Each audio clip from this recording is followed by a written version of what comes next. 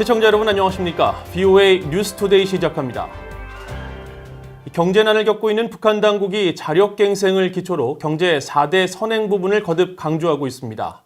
하지만 실질적인 개선은 거의 없었던 것으로 나타났는데 전문가들은 북한이 자원의 효율적 투자와 분배를 할 필요가 있다고 지적했습니다.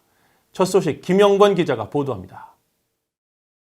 북한 노동당 기관지 노동신문은 7일자 사설에서 자립경제에 기반해 인민경제 선행 부분을 일으켜 나가자면서 전력과 석탄, 금속공업, 철도 운수 분야 등 4대 선행 부분에 대한 과업 달성을 촉구했습니다. 이들 4대 선행 부분은 북한이 역점을 두는 분야로 생산과 건설에 필요한 원료와 연료, 설비, 수송의 주체화를 보장해 인민경제를 향상시키겠다는 구상입니다. 북한은 지난 1998년에 농업과 경공업 등 기존 3대 경제전략 대신 전력과 석탄, 철도 운수, 공업 등을 우선시 정책으로 전환한 데 매년 이를 강조해왔습니다. 특히 김정은 정권 출범 이후 7차 당대회에서 내세운 국가경제발전 5개년 전략의 주요 과제로 4대 선행 부분을 제시했고 지난달 최고인민회의에서도 이를 강조했습니다.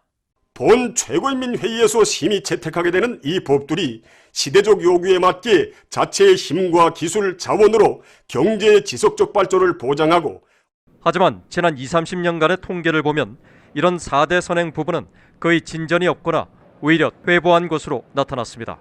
한국통계청 자료에 따르면 북한의 발전 전력량은 2018년 기준 249억 kWh로 1990년 277억 kWh를 크게 밑돌았고 5,706억 kWh를 기록한 한국과는 23배의 격차를 보였습니다. 석탄 생산량 역시 2018년 기준 1,808만 톤으로 1990년 3,315만 톤에 거의 절반에 그쳤고 금속공업의 주원료인 조광과 철광석 생산량도 각각 2018년 기준 81만 톤, 328만 톤으로 절반에서 4배 가까이 줄은 것으로 확인됐습니다. 한국국책연구기관인 통일연구원 역시 북한의 4대 선행 부분이 1990년과 비교해 대부분 이전 수준과 비슷하거나 오히려 크게 밑돌고 있다고 지적했습니다. 그러면서 폐쇄적인 계획경제 운영과 왜곡된 자원 배분 등으로 인한 설비 노후화와 원부자재 부족, 외국 자본과 선진기술 도입 미흡 등을 원인으로 분석했습니다. 북한 경제 전문가인 조지타운 대학교의 윌리엄 브라운 교수는 4대 부분이 30년째 진전이 없는 이유는 경제 부분이 아니라 핵과 미사일 등의 자원을 투입했기 때문이라고 지적했습니다.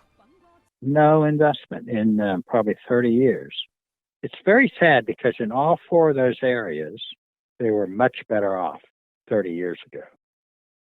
전문가들은 북한 경제가 보편적 경제 체제가 아닌 군경제, 공중경제 등으로 복잡하게 얽혀 있어 효율적이고 지속적인 자원 배분이 어렵다는 게 문제라고 지적했습니다. 그러면서 북한 당국이 부분적 민영화와 개혁 개방 없이 현재의 자립경제 체제를 계속 고수한다면 4대 선행 부분 강조도 과거처럼 구호에 그칠 수밖에 없을 것이라고 전망했습니다. VOA 뉴스 김영권입니다. 국제사회의 제재를 받고 있는 북한이 경제 어려움 속에 중국의 해상 조업권을 팔고 있다는 사실은 그동안 지적돼 왔습니다.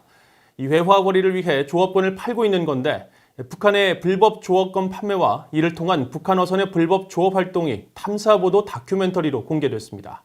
오택성 기자가 취재했습니다.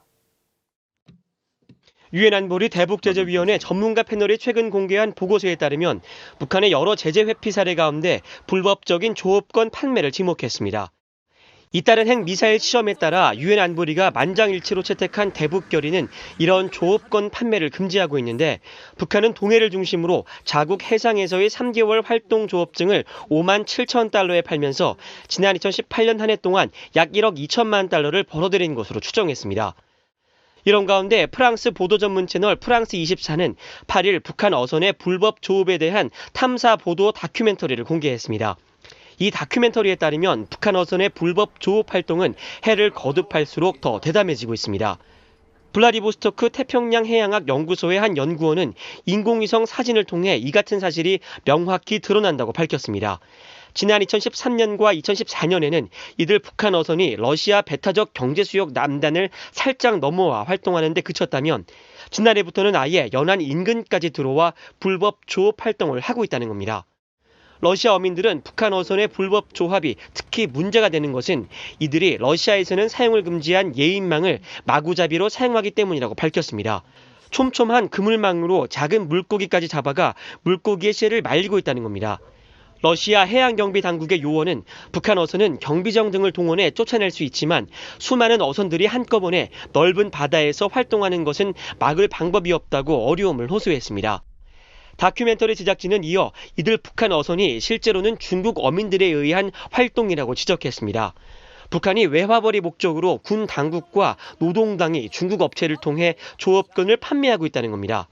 한 북한인 브로커는 중국에서 임시 어업 허가증을 구매한 뒤 이를 가지고 북한으로 가면 정식 허가증과 함께 배정된 어선을 준다고 상세한 과정을 설명했습니다. 다큐멘터리를 제작한 취재진은 대북 제재로 북한의 수입이 크게 줄면서 북한이 이 같은 조업 판매에 더 열을 올리고 있는 실정이라고 밝혔습니다. 앞서 대북제재위원회 전문가 패널은 북한의 이 같은 불법적인 조업권 판매 활동이 최근까지 계속 이어지고 있다면서 중국 등 관련 국가들의 적극적인 제재 이행을 촉구했습니다. 프리웨이 뉴스 우택성입니다. 국무부가 미한 방위비 분담금 협상과 관련해 한국 측과 의사소통이 계속되고 있다면서 지속적으로 건전한 의견이 오고 가고 있다고 밝혔습니다. 클라크 쿠퍼 국무부 정치 군사 담당 차관보는 8일 기자회견에서 협상이 합의에 도달한 것인지 아니면 교착 상태에 빠진 것인지를 묻는 질문에 도널드 트럼프 대통령과 문재인 한국 대통령을 비롯해 양국 외교장관과 협상 수석 대표에 이르기까지 모든 소통 라인이 공개되고 활성화되어 있다고 말했습니다. 또 현재 양국이 서 있는 위치를 배제하고 싶지는 않지만 의사소통이 멈추지 않았고 분명히 지속되고 있는 건전한 담론이 있다고 말하고 싶다고 밝혔습니다. 쿠퍼 차관보는 주한미군 내 한국인 근로자 무급휴직 사태가 대비 태세에 영향을 미치고 있는지에 대한 질문에는 워싱턴이든 서울이든 동맹의 훼손을 보기를 원하는 사람은 아무도 없다며 근본적인 견지에서 동맹은 여전히 강력하다고 말하고 협상 체결이 가능한 공간을 찾고 있다고 설명했습니다. 미국 내 한인 이산가족 단체인 이산가족 USA가 미국 정부의 이산가족 상봉 사전 작업 추진을 촉구했습니다. 이산가족 USA는 워싱턴의 민간단체 전미 북한위원회 NCNK를 통해 7일 발간한 보고서를 통해 한국전쟁 이후 70년이 지나 북한에 가족을 둔 재미 한인들의 고령화로 기회창이 닫히고 있다며 이같이 밝혔습니다. 또 미국 정부가 상봉을 원하는 이산가족의 신원 파악 작업을 진행해야 한다며 지금까지는 민간단체들이 이 같은 일을 해왔지만 정부 차원에서 진행될 경우 관련 정보와 자원 마련이 더 용이하고 재미 한인들의 신뢰를 더 얻을 수 있을 것이라고 밝혔습니다. 보고서는 또 미국 내 이산 가족들은 2001년 기준 약 10만 명으로 추산됐지만 공식 현황 파악 작업 없이는 실제 규모를 파악하기 어렵다고 지적했습니다. 유엔군 사령부가 한국전쟁 70주년을 맞아 한국전쟁과 관련한 참전용사 등의 사연들을 공모합니다. 유엔사는 최근 페이스북 등 사회관계망 서비스를 통해 한국전쟁 70주년을 맞아 전 세계에 있는 한국전쟁 참전 용사들로부터 제공받을 수 있는 이야기와 사진을 찾고 있다고 밝혔습니다. 또 한국전쟁 참전 용사이거나 참전 용사를 알고 있는 사람들은 사진이나 그림, 이야기 등을 공유해달라면서 유엔사가 한국전쟁을 잊혀진 전쟁에서 기억되는 전쟁으로 변화시킬 수 있도록 도와달라고 설명했습니다.